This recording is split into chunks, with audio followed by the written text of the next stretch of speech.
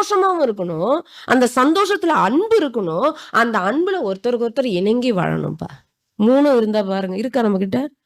இணங்கி அன்புடன் இன்புற்று வாழ்ந்திடவே நீ செய்தல் வேண்டும் தேவதேவா.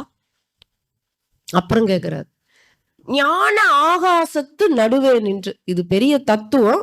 ஆனா அந்த வரியை அப்படியே புடிச்சுக்கோங்க. ஞான ஆகாசத்து நடுவே நின்று நான் நின்னுட்டு சொல்லுவேன், பூமண்டலத்தில் அன்பும் பொறையும் விளங்குக.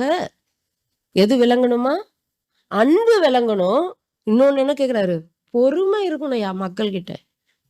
பொறுமை இருந்தால்தான் அன்பு விளங்கும். அன்பு இருப்பவர்களிடத்தில் பொறுமை வரும்.